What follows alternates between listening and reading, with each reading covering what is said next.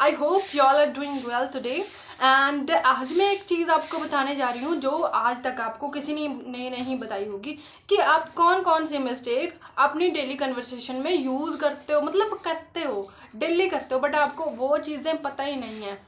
हाँ, कुछ लोगों को पता होगी, मतलब कि 60 और 70 इंडिविजुअल % है लोग ऐसे होंगे कि उनको पता होंगी, बट बहुत सारे लोग ऐसे हैं जिनको ये सब नहीं पता है और उनको दूसरे लोग भी बहुत कम बताते हैं। आई मीन कि कुछ टीचर्स ऐसे होते हैं जो इनकी ये प्रॉब्लम के बारे में बताते ही नहीं है, डायरेक्ट ये कहते हैं कि you have to practice.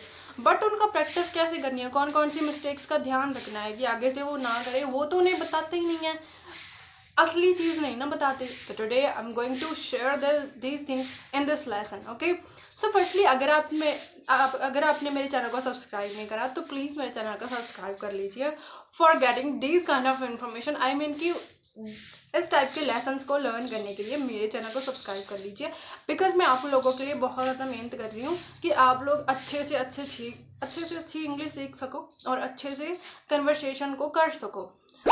Mummy, I'm gonna make dessert. So do you like to have that?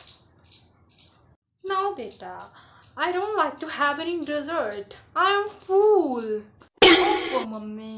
Dessert means कोई रेतली ज़मीन, कुछ टिब्बे, जैसे कि राजस्थान में है, वहाँ पे पानी नहीं है, बहुत ज़्यादा कम है और वहाँ पे बारिश भी बहुत कम होती है। और फूल नहीं होता, फुल होता है। फूल भी तो होता है मैड और जिसको कुछ समझ नहीं आता, और फुल होता है कि मेरा पेट अभी भरा हुआ है। So in this lesson we're going to talk about confusing words in English that are often mistaken, often mispronounced by individuals, often like लोग ऐसे हैं कि उनका मीनिंग अलग तरीके से बना के रखे अपने माइंड में, बट उनका मीनिंग कुछ और है, वो उनको यूज़ किसी और जगह पे करते हैं। ऐसा है, there are some pair of words. Okay, like आज हम 5 पेयर ऑफ वर्ड्स के बारे में जानेंगे। वर्ड्स 10 हैं, बट जब हम उनको इकट्ठा करेंगे मतलब एक वर्ड होगा, बट होगा 2 तरीक़ों से। ओके, हम लोग उन वर्ड्स को एक जैसे ही मानते हैं, तो वही चीज़ें मैं आपको बताने वाली हूँ। So let's get start. First pair of word is loose, loose and lose, lose. दोनों की प्रोनाउंसिएशन देखिए कि फर्स्ट का तो है LOOSE, it means loose, loose. Like इसके लास्ट में की आवाज़ आ रही है, स की आवाज़ आ रही है, बट अगर हम सेकंड की बात करें तो lose, lose, LOSE, lose, lose, की आवाज़ आ रही है। ओके, सो दोनों की प्रोनाउंसिएशन में यही डिफरेंस है। आप इनके फोनेटिक्स भी देख सकते हो स्क्रीन पे, मैंने साइड पे शो कर रखे हैं, तो आप इनको देख लीजिए कि कैसे प्रोनाउंस किया जाए।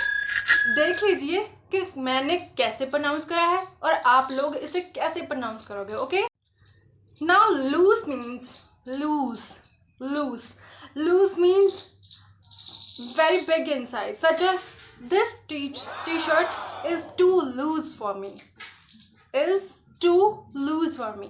It means कि ये टी शर्ट मेरे लिए बहुत ज़्यादा ढीली है, मुझे फिट नहीं आ रही है। एंड सेकंड लूज का मतलब होता है जो कि लूज है, लूज, LOSE, लूज। फर्स्ट का मतलब very big in size, LOOSE, loose. Second is lose, LOSE, lose. And lose means you have something and you can't find it no longer. Okay, आपके पास कोई चीज़ है, चीज़ मतलब थी आपके पास, बट आप उसको ढूंढ ही नहीं पा रहे हो, वो गुम आ गया है। lose means कोई चीज़ आपसे गुम हो गई है, such as I couldn't find my keys, I don't know where I forgot those, where I lose those. For example कि आपकी कीज़ गुम हो गई हैं और आप उनको ढूंढ नहीं पा रहे हो, तो उस टाइम पे आपकी कीज़ लूज़ हो गई हैं, आपसे वो गुम गई हैं, और जब वो गुम हो चुकी हो तो उसको कहेंगे लॉस्ट। ओके, मतलब लूज़ का हो गया लॉस्ट, मतलब वो गुम। Now imagine you are shopping for clothes and just imagine that you are buying one shirt and you would say I can't buy क्योंकि यार ये मेरे लिए बहुत ज़्यादा लूज़ है, it's too loose for me. Okay, I have some questions for you guys. let's get started. Okay, you shouldn't your ID card. You shouldn't lose your ID card. अगर हम इसके यहाँ पे हम अगर लूज भरते तो वो क्या हो जाता है, too big. But ID card तो टू बिग नहीं होता ना, इसलिए loose loose. Okay, another question. This jumper is too for me. Loose or lose? Obviously loose. Loose means very big in size. And our another pair of word is desert, desert, desert, desert, desert, desert. Phonetics पर देखिए, screen पर phonetics देखिए. Look at the phonetics. Okay, desert, desert. अभी desert और desert में बहुत ज़्यादा difference है. What does desert mean? A dry area of land with no water and rain and full of sand. Desert means कोई ऐसा area जो सिर्फ रेत और मिट्टी के टिब्बों से भरा है, वहाँ पे पानी की बहुत ज़्यादा कमी है और बारिश भी बहुत ज़्यादा कम होती है, उसको कहते हैं desert. But on the another hand जब हम डेजर्ट की बात करते हैं, डेजर्ट मीन्स कोई स्वीट चीज़ जो मील के बाद ली जाती है, जैसे कि खाने के बाद कुछ मीठा हो जाए, कहते हैं ना. So that's a kind of thing, dessert. Okay, इसके भी फोनेटिक्स देख लीजिए आप एक बारी. इन दोनों को अलग अलग तरीके से प्रोनाउंस किया जाता है. डेजर्ट में आर का साउंड बहुत ज़्यादा आता है, बट डेजर्ट यहाँ पे आई का साउंड थोड़ा सा आता है. जो मीठे वाला डेजर्ट है ना, वहाँ पे थोड़ा सा आई का साउंड आता है ई की जगह पे. So this is a kind of difference in both of these. Okay, I have some questions related to these words, so let's get started. Okay, at the end of the meal, what do you order? Dessert or dessert? Dessert or dessert? Obviously dessert. वो एक sweet चीज़ होगी जो खाने के बाद ली जाती है, जैसे कि ice cream, chocolate and other things which would be sweet. So dessert नहीं, dessert. For example, अगर आप किसी रेस्टोरेंट में जाते हो और रेस्टोरेंट में जाकर आप कहते हो मुझे डेजर्ट चाहिए, डेजर्ट, वेटर तो सुनकर हैरान ही हो जाएगा ना कि डेजर्ट क्या, इसको अपनी प्लेट में रेत चाहिए, इसको रेत खानी है. No, it's totally wrong. You should say dessert. Now be careful because we are moving to the third pair of words, that is cup and cup. दोनों के फोनेटिक्स पर ध्यान दीजिए. Look at the phonetics. Okay, cup and cup. Cup में छोटे vowel sound की आवाज़ आ रही है और कॉप में बड़े वाउल साउंड की आवाज़ आ रही है. मतलब साउंड एक ही आ रहा है, बट एक में छोटा है और एक में बड़ा है. Cup cup. So this is a kind of difference. So cup का मीनिंग क्या होता है? कप तो ऑब्वियसली आपको पता है कि cup of T, cup of coffee. So this is a kind of difference. It's a kind of little box in which we have something like kind of drink, kind of coffee, kind of tea and so on. Okay, but on the another hand, cop means कुछ लोग इसको corp pronounce करते हैं. मतलब India में तो ज़्यादातर लोग इसको कॉप प्रोनाउंस करते हैं.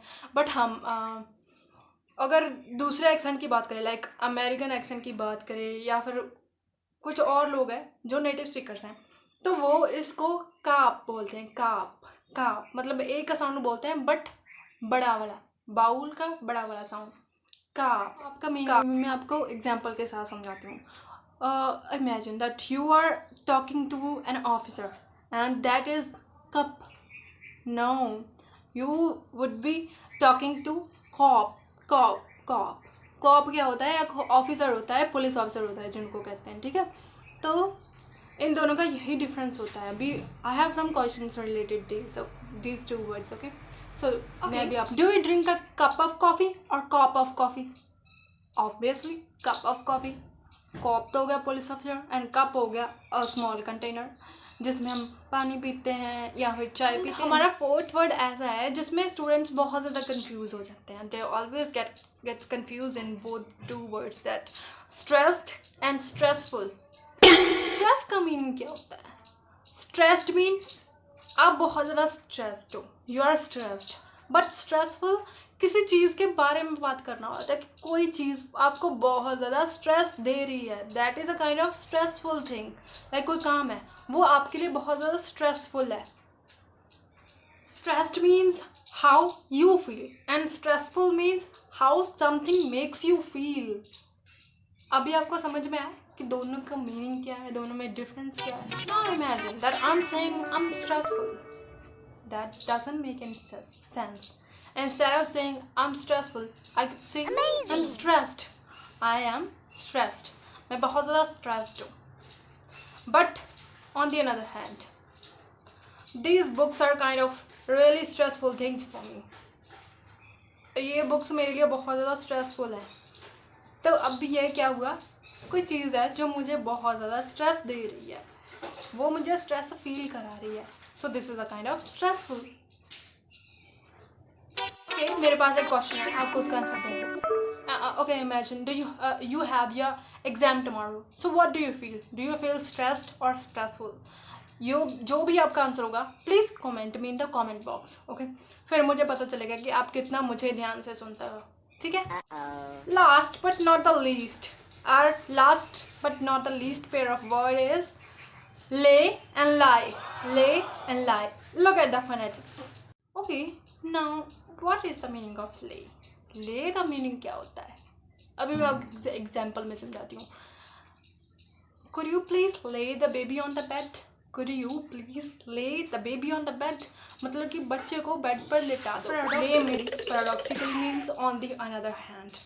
Lie means to put yourself at horizontal position. Horizontal position means like Sidhi position में लेटा देना अपने self. Okay, for example, you are tired. You lie on the bed or lay on the bed. Obviously, lie on the bed. Lie means कि आप अपनी self को horizontal position में लेटा रहे हो, but जब हमें किसी चीज़ को put करते हैं, मतलब रखते हैं किसी जगह। However, the past of lay is laid. You have to do a lot of practice for these two words, okay? Yesterday, you laid the baby on the bed.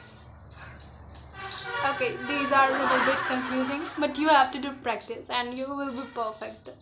Okay? I hope you guys will enjoy my lesson, and if you enjoy my lesson, so please subscribe my channel and like my video and share my videos. Thank you.